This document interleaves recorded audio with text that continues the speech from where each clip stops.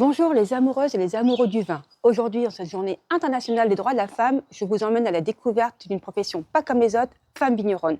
Allez, c'est parti pour la Neuville-aux-Larisse. Petite commune marnaise de 187 habitants, située à 27 km de Reims. Alors, nous sommes donc à la Neuville-aux-Larisse, chez Delphine Charbonnier. Saviez-vous que 40% des exploitants viticoles en Champagne sont des femmes? Allez, suivez-moi. Bonjour. Bonjour Delphine, merci de nous accueillir. Merci, bienvenue au sein de l'exploitation du champagne Charbonnier-de-Berre. Entrez, je vous en prie. Merci Delphine de nous recevoir aujourd'hui à l'occasion de la Journée internationale des droits de la femme. Merci de répondre aussi à toutes mes questions. Alors dis-moi, est-ce que tu peux te présenter en quelques mots et présenter ton exploitation? Oui, bonjour, Delphine Charbonnier, 50 ans. Je suis exploitante viticole, viticultrice dans la petite vallée de la Marne. J'ai une fille de 20 ans, un conjoint qui travaille avec moi et 2 hectares 11 de vignes en pinot meunier essentiellement. Et je suis récoltante manipulante. Donc Delphine, tu es récoltante manipulante, c'est quoi exactement?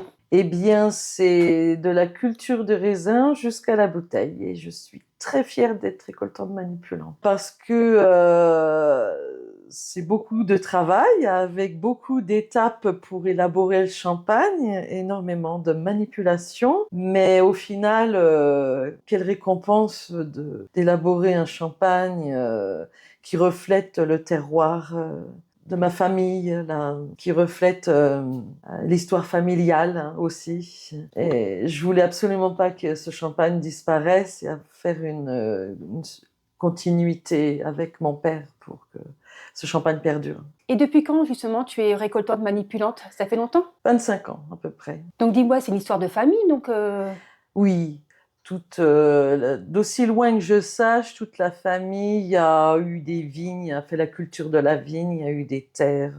Et puis on est bien. Le travail extérieur me plaît beaucoup et je me suis rendu compte que c'était quelque chose de fait pour moi, effectivement. Mais dis-moi Delphine, qu'est-ce qu'on fait là aujourd'hui dans ton bureau? Eh bien, c'est une activité importante, hein, très chronophage, et je passe beaucoup de temps, peut-être un peu trop même à mon goût. Mais bon. Donc, il faut pas négliger ce travail-là qui fait partie de mon métier. Est-ce que justement ça fait partie des points négatifs de ce métier pour toi? C'est vrai que c'est l'endroit où j'aime être le moins.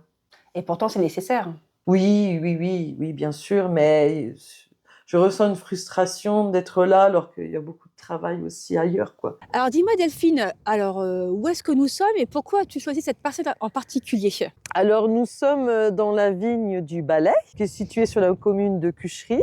Sa particularité est qu'elle a 103 ans. On nous dit qu'une vigne ne peut pas vieillir trop longtemps. On nous apprend au bout de 30 ans on l'arrache. Non, celle-ci elle a 103 ans. Et certaines années, elle nous fait encore l'appellation. Et ces raisins sont de très très grande qualité. Ils entrent dans la composition de notre cuvée spéciale que nous avons conçue juste avant le Covid. Alors Delphine, on est particulièrement bien ici, donc est-ce que de travailler dans les vignes, c'est une forme de liberté?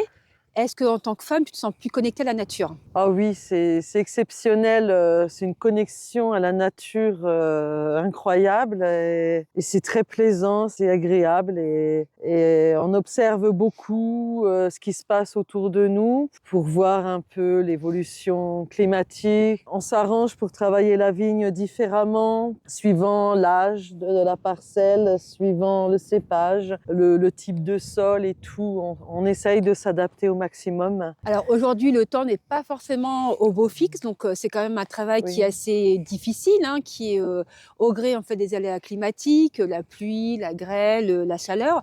Aujourd'hui, comment tu gères ça? Est-ce que tu vois une évolution de ta pratique avec le changement climatique?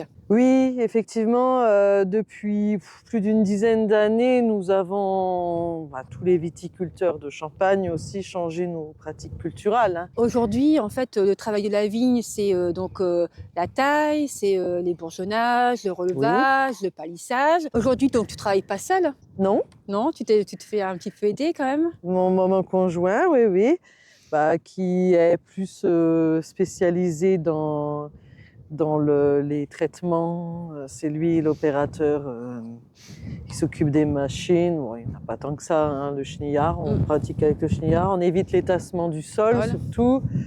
Entre autres, hein, il y a tellement de choses à dire. Voilà. Alors Delphine, tu m'as dit donc le travail de récoltante manipulante, c'est le travail des vignes, c'est énormément de travail administratif, mais c'est quoi d'autre aujourd'hui? C'est aussi être gestionnaire, employeur, cultivatrice, vinificatrice, commerciale et à temps perdu, femme au foyer et maman aussi. Hein. Faut s'occuper des enfants aussi. C'est tout ça. Alors c'est énormément de travail. Alors dis-moi, dans ce travail, dans ce métier, qu'est-ce qui te plaît le plus? C'est difficile à choisir parce que la culture de la vigne, la vinification, ça c'est une révélation. Le travail du vin, c'est un honneur de travailler le vin. J'adore. Hein. J'aime tout ça en même temps. Mais la chose qui me plaît le moins, c'est être dans le bureau, c'est certain. On sent une vraie fierté pour toi quand tu nous montres ce verre, Delphine. Oui. Oui. Ah oui. Créer une nouvelle cuvée, admettons, on a une cuvée spéciale et même l'assemblage des vins, s'occuper, élever les vins, comme on dit, l'élevage des vins, c'est du vivant, c'est très intéressant. Je suis très heureuse en tout cas d'élaborer, c'est un futur bébé. Dis-moi Delphine, on dit que le vin est à l'image de son créateur, de sa créatrice. En quoi il te ressemble ce vin et pourrais-tu dire que c'est une cuvée qui est féminine? Non, j'irais pas jusqu'à dire que c'est une cuvée féminine, mais tu as raison sur un point pour dire qu'il ressemble un peu aux personnes qui l'élaborent, qui le travaillent, effectivement, mais c'est issu du terroir de ma région, de mes aïeux. Il y a une signature et il a sa personnalité. Moi, mon but, c'est de le laisser s'exprimer. C'est très important. Dis-moi, Delphine, tu es aussi une femme. Est-ce que tu as d'autres passions que le vin? Ma fille, bien sûr, la vie privée, hein, être dans les vignes, ma région, visiter, faire des randonnées, parce que nous, on se lasse pas de nos paysages, on adore. On est dans une vallée ici qui est magnifique à toutes saisons. Effectivement, donc là, c'est énormément de travail, hein, il y a beaucoup d'investissements personnels. Comment tu gères aujourd'hui ta vie personnelle, ta vie familiale, justement? C'est difficile. Avec tout ce que je t'ai dit précédemment, là, toutes les casquettes que je porte, ça me prend énormément de temps. Et effectivement, il faut se trouver du temps à soi en tant que femme. C'est très difficile. Et j'ai des priorités, donc il faut gérer son emploi du temps avec une charge mentale très forte. Tu m'as dit justement que tu avais une fille, hein, donc qui étudie dans l'art, il me semble. Dis-moi, est-ce que tu voudrais qu'elle suive ton exemple? Comme elle veut. C'est une créative. Moi, j'ai de la créativité, mais elle, c'est puissance 4 traits. Il y a d'autres domaines où elle excelle aussi, mais elle s'intéresse à l'élaboration, la mise en fermentation particulièrement. Voilà, on la fera ce qui lui plaira. C'est ce qui importe en tout cas. Une femme doit toujours faire le métier qui lui plaît, qu'on ne doit pas lui imposer ce qu'elle doit faire. C'est la liberté. Très très bien.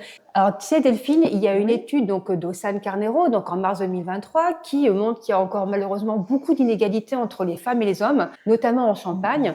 On sait aujourd'hui que les femmes viticultrices ont des exploitations beaucoup plus faibles, beaucoup plus petites en fait que les hommes. Alors même si la profession se féminise, le domaine de la vinification est encore très genré. Est-ce que tu as déjà rencontré des difficultés justement dans ce métier? En tant que femme, on était acceptées dans la profession. Pas le problème, mais c'est gérer sa vie au quotidien qui est difficile. Et dis-moi Delphine, est-ce que en fait tu aurais aimé souhaiter faire autre chose comme travail? Bien oui, j'étais partie pour me lancer dans la vente. Là, je fais de la vente aussi. Hein. J'en fais même plus. Et la création, alors là, ça, j'adore. J'écris mes étiquettes moi-même. Hein. Je voulais que le contenu soit sublimé par le contenant.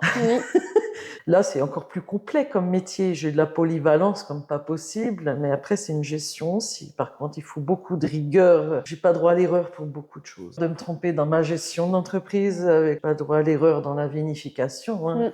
La moindre erreur peut être lourde de conséquences. On s'en sort bien avec l'expérience et le vin nous le rend bien, la nature nous comble et j'espère continuer comme ça. Delphine, donc c'est un métier qui est assez complet, complexe.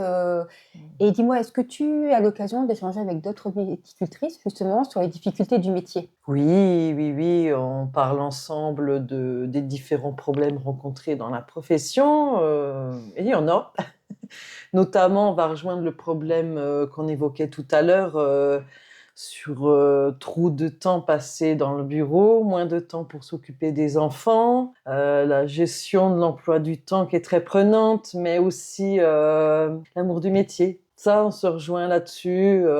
Les femmes viticultrices que je rencontre, elles sont très dévouées à leur métier, courageuses, et c'est pas toujours facile, mais voilà, on y arrive. Bah d'ailleurs, on ressent toute cette passion, cet amour justement dans les vins hein, que tu fais, que tu élabores. Alors, je sais que tu voulais nous parler d'une cuvée en particulier.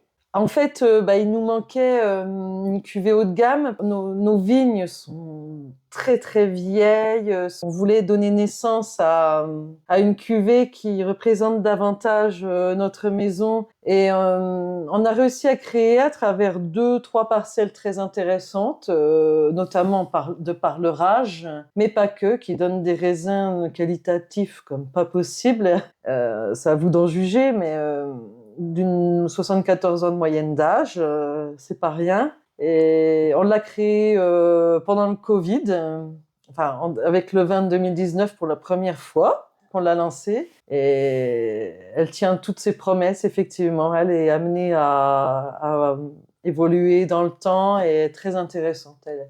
Et elle plaît beaucoup à notre clientèle, on est très satisfaits. Et elle s'appelle la cuvée Ambroisie. Alors, pourquoi la cuvée Je Ambroisie? vais vous la présenter. En quoi elle est particulière cette cuvée, donc du coup? Pourquoi Ambroisie? Ambroisie, c'est le nectar des dieux. Elle est particulière, elle est toute en finesse, toute encore plus aromatique que notre brut. Enfin, c'est notre haut de gamme. On l'a présenté il y a quelques années à nos clients et ils reviennent, ils en sont très satisfaits. Et c'est autre chose, on propose autre chose. On va puiser encore plus profondément au cœur de notre terroir pour faire ressortir ce qu'il y a de meilleur. Justement, donc on parlait des différentes facettes de ton métier. Donc la vente, c'est aussi quelque chose qui est important. Tu fais beaucoup en fait de visites clients. Je sais que ça t'apporte beaucoup d'avoir leur retour. En quoi être une femme, c'est un avantage dans la vente? Bon, c'est juste, oui, pour les clients, que ce soit un homme ou une femme, je sais pas, mais c'est une présentation, une approche différente, on va dire, hein, de la sensibilité.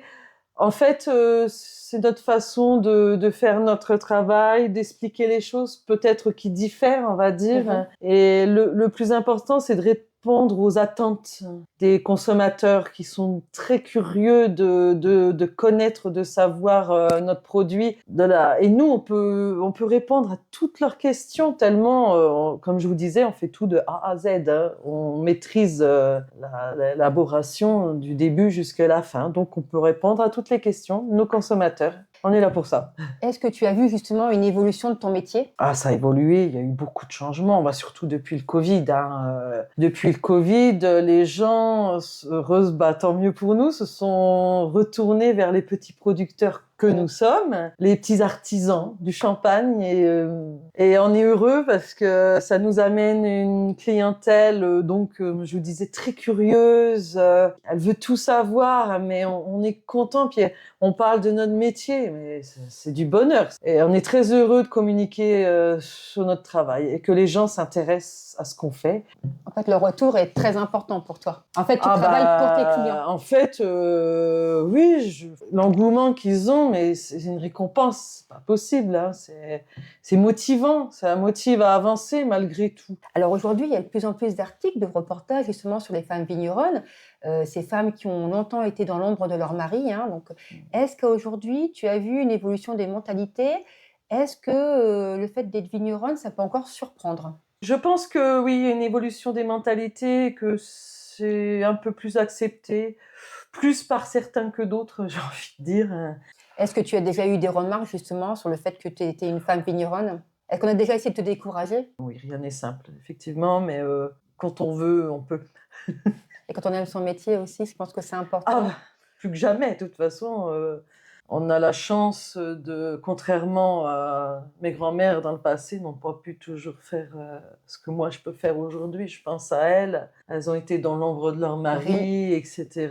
Effectivement, et elles ont peut-être pas pu s'épanouir autant que moi je peux le faire actuellement avec mon travail. C'est sûr.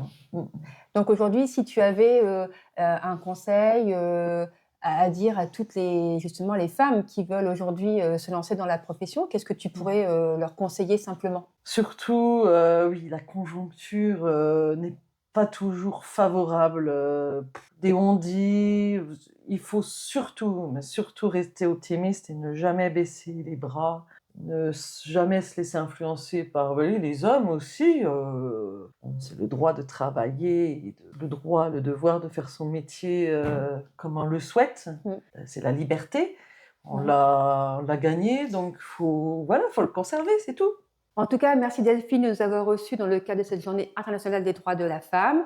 Merci d'avoir répondu à nos questions, de nous avoir partagé ton amour pour ce métier magnifique de vigneronne. Et là, on va trinquer à la santé de toutes les femmes et de tous les amoureux et les passionnés du vin. Santé Delphine. Santé. Merci, à bientôt. Et Wine Mystery, le secret d'une dégustation réussie. 3, 2, 1, c'est parti. Écoute, c'est parfait, Delphine. Merci de nous avoir reçus dans le cadre de cette journée internationale des droits de la femme. Et puis, écoute, on va souhaiter, on va recommencer. 3, 2, 1, c'est parti. En tout cas, merci Delphine de nous avoir reçus en cette journée internationale des droits de la femme et surtout de nous avoir fait partager ta passion, l'amour de ton métier et voilà. Et voilà. Oh